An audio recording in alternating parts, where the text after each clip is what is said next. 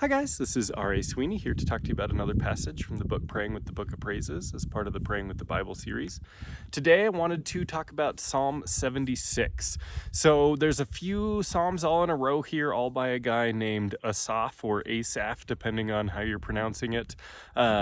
And there's two back to back right here. So Psalm 75, he starts out with a psalm praising God for one of his characteristics, but then I really wanted to focus on Psalm 76. He focuses in on a different characteristic of God, and this time it's God's fearsomeness, which is something that's, I don't know, I feel like a little bit odd to write a song of praise about God being so fearsome.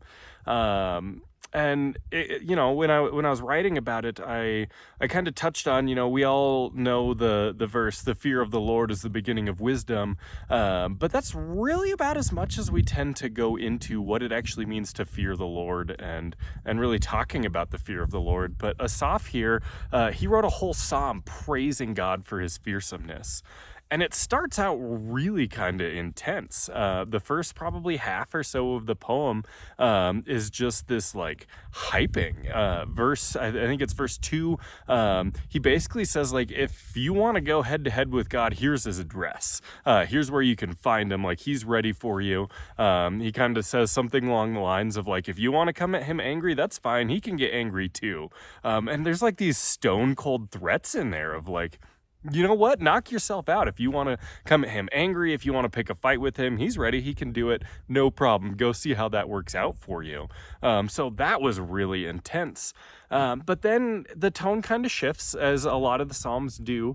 And it starts talking about why God is so fearsome. And it's not really because he can, cause all of this death and destruction. It's not because he can overwhelm all of his enemies with all this like power and might.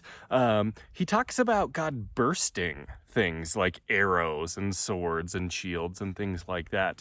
And so we tend, in our culture, we tend to think of like power as like military might. And back in Asaph's time, you would still think of power as military might. I mean, a powerful God is the one who can overthrow all the other gods. But Asaph really focused on God's the one who's going to put it into all of that. No one can even bring those things against him. He's just going to shut it down. He's going to burst all the weapons of war, and he's going to bring about peace because no one can overcome him. So that's what he wrote about for that. I really wanted to talk about it because I think it's really cool. That's what I had for Psalm 76. Thanks.